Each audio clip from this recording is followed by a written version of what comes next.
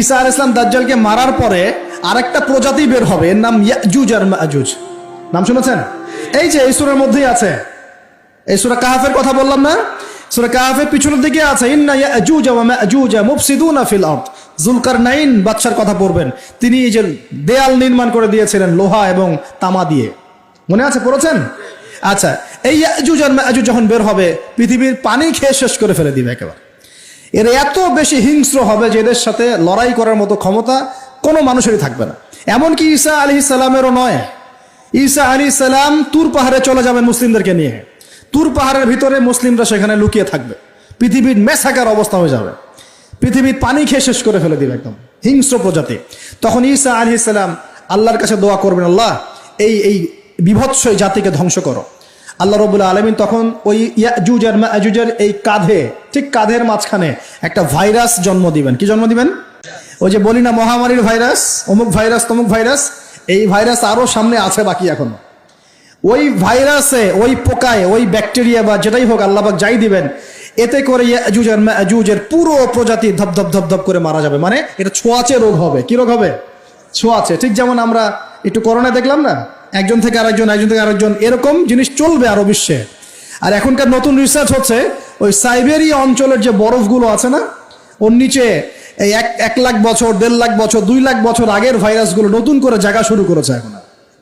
হ্যাঁ, এগুলো বিজ্ঞানীরা বলছেন যে এগুলো আবার কোন দিন জানি পৃথিবীতে আত্মপ্রকাশ করা শুরু হয়। সবকিছুই ঘটবে। বিশ্বটার খুব রহস্য আছে, বিশ্বটার অনেক রহস্য আছে।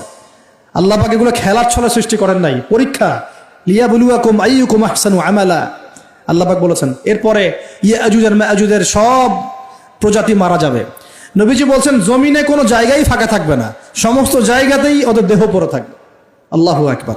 এরপরে ঈসা আলাইহিস সালাম আল্লাহকে বলবেন, আল্লাহ জমিনটাকে পবিত্র করে দাও। আল্লাহ পাক কি করবেন জানেন? বড় বড় নখরওয়ালা, বড় বড় নখ আছে, নখ দেখেছেন? বড় বড় নখ, বড় বড় নখওয়ালা একটা স্পেশাল প্রজাতির পাখি আল্লাহ পাঠাবেন। কি পাঠাবেন? পাখি। এটা কোন পাখি, কি নাম আমরা জানি না। ঠিক এরকম করে এই এক শ্রেণীর পাখি আল্লাহ পাঠাবেন যাদের নখগুলো খুব বড় বড় হবে, বিশাল বিশাল নখ। এই নখগুলো দিয়ে তারা দেহগুলোকে উঠাবে, উঠিয়ে নিয়ে কোথায় যে ফেলে দেবে আল্লাহ ভালো জানেন। সুবহানাল্লাহ, আল্লাহু আকবার। আল্লাহ পাক বিশ্বে কত কি বাকি রেখেছেন এখন। এরপরে আল্লাহ পাক কি করবেন জানেন? আল্লাহ পাক বৃষ্টি বর্ষণ করবেন। এত বেশি বৃষ্টি হবে, এত বৃষ্টি হবে, জমিন ধুয়ে পরিষ্কার হয়ে যাবে। হাদিসে আসছে জমিন একদম চকচক করবে, জমিটা পরিষ্কার হয়ে চকচক করতে থাকবে। এরপরে, কারণ ওই ভাইরাস তো ধুইতে হবে না, ভাইরাসকে ধুয়ে সাফ করতে হবে। তারপরে ঈসা আলাইহিস সালামের সময়ে বলা হচ্ছে, তার সময়ে একটা ডালিম, ডালিম দেখেছেন কিনা?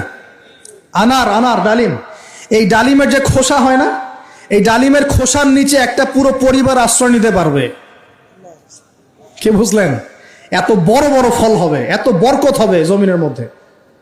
কখন বরকত হয়? যখন একটা জনপদের অধিবাসীরা আল্লাহর সামনে আত্মসমর্পণ করে, তখন আল্লাহ বরকত দেন। আমরা কি আত্মসমর্পণ করছি? এই জন্যই তো অর্থনৈতিক মন্দা চলছে। এমনি এমনি নাকি? সুদ খাচ্ছেন, দিব্যি ঘুষ খাচ্ছেন, দুর্নীতি করছেন, জেনা করছেন, মানুষের সম্পদ আত্মসাৎ করছেন, মাপে কম দিচ্ছেন, আবার নামাজও পড়ছেন, মাশাআল্লাহ। তো বরকত কোত্থেকে আসবে? তো বরকত কখন আসে? যখন একটা কম আল্লাহর সামনে সম্পূর্ণ আত্মসমর্পণ করে। একটা ডালিম হবে, এটা রূপকথা নয়, এগুলা গাল গল্প বলছি না। এই প্রতিটা কথা আল্লাহ পাকের ওহী থেকে আসছে, এর একটা কথাও মিথ্যা হবে না ইনশাআল্লাহ তাআলা। বিশ্ববাসীরা দেখবে একটা ডালিমের নিচে একটা পরিবার আশ্রয় নিতে পারবে। এত স্পেসিফিকলি বলা হয়েছে হাদিসগুলোতে।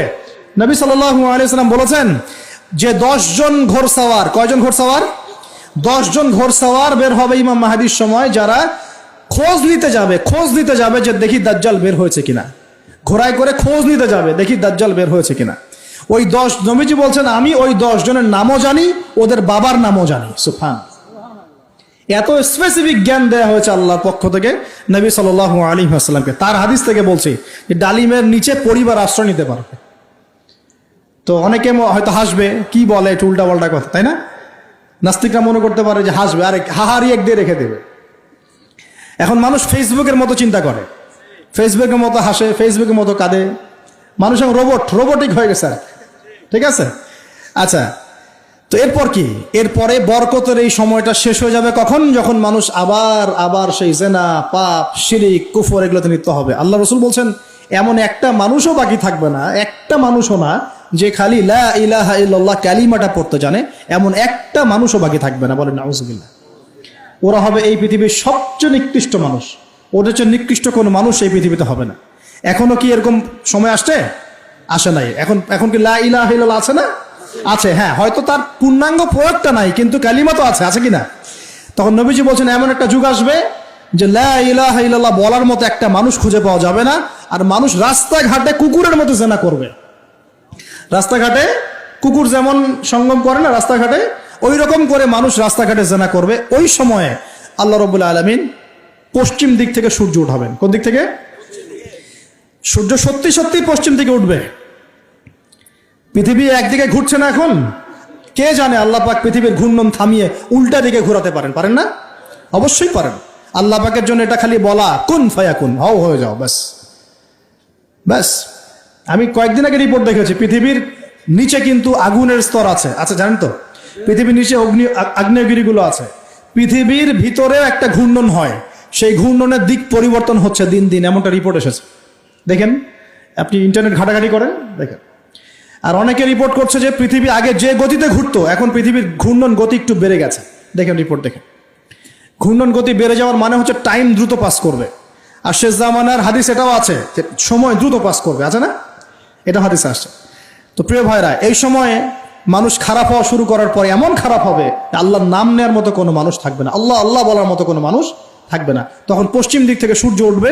কিভাবে কিয়ামত হবে? নবীজি বলছেন, একজন ব্যক্তি পানি খাওয়ার জন্য পাত্রটাকে মুখের সামনে নিবে, পানি গিলতে পারবে না, কিয়ামত হয়ে যাবে। নাউজুবিল্লাহ। ইযা ওয়াকাআতিল ওয়াকিআ লাইসা লিওয়াকাআতিহা কাযিবা আল কারিআতু মাল কারিআ ওয়া মা আদরাকা মাল কারিআ। আছে না? আম্মা ইয়াতাসাআলুন আনিন নাবাইল আযীম। কত সূরা আছে কিয়ামত সংক্রান্ত, পড়ে দেখেন। ইযা যুলজিলাতিল আরদু জিলজালাহা ওয়া আখরাজাতিল আরদু আসকালাহা ইযা শামসু কুবিরাত ওয়া ইযা নুজুমু কাদারাত। এই সূরাগুলো পড়ে দেখেন। আম্মা পারার শেষ পারাটা, যেটা 30তম পারা, এর সূরাগুলো পড়ে দেখেন। কিয়ামত চোখে দেখতে পারবেন ইনশাআল্লাহ। সিংহায় ফুঁক দেওয়া হবে। আল্লাহ পাকের ফেরেশতার এত ক্ষমতা আল্লাহ দিয়েছেন, একটা ফুয়ে পুরো মহাবিশ্ব ধ্বংস হয়ে যাবে ইনশাআল্লাহ। চারটাখানি কথা নাকি? দ্বিতীয় ফুৎকারে আবার সবাইকে জীবিত করা হবে। এবং এই যে দুনিয়ার জীবনটা আমরা কাটাচ্ছি, এই 30, 40, 50, 60, 100 বছরের জীবন, এই জীবনের এক একটা হিসেব আল্লাহর সামনে দাঁড়িয়ে সেদিন দেওয়া লাগবে। অতএব এই দুনিয়ার জীবনটাতে প্রস্তুতি গ্রহণ করি, 5 ওয়াক্ত নামাজ পড়ি, যাকাত দেই, কালিমা বোঝার চেষ্টা করি, আল্লাহ তাওহীদ শিখি, জানি, বুঝি, নবীর সুন্নত অনুযায়ী আমল করি, হালাল খাই, পরিবার গড়ি, মানুষকে সৎ কাজের দাওয়াত দেই, অসৎ কাজে নিষেধ করি, ইসলামকে আল্লাহর জমিনে প্রতিষ্ঠা করার চেষ্টা করি।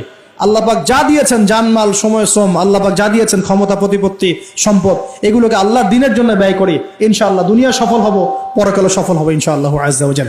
আল্লাহ পাক আমাদের সবাইকে সমকালীন ফিতনাগুলো সম্পর্কে সচেতন থাকার তৌফিক দান করুন, এবং এই রমজান, আসন্ন রমজানে পরিপূর্ণরূপে ইবাদত করার তৌফিক দান করুন, এবং এই ইবাদত এবং শিক্ষাগুলোকে সারা বছর ধরে রাখার তৌফিক দান করুন, এবং জামানা সম্পর্কে সচেতন থেকে আগামী দিনে যা হবে সেভাবে পদক্ষেপ নেওয়ার তৌফিক আল্লাহ পাক দান করুন। আমিন।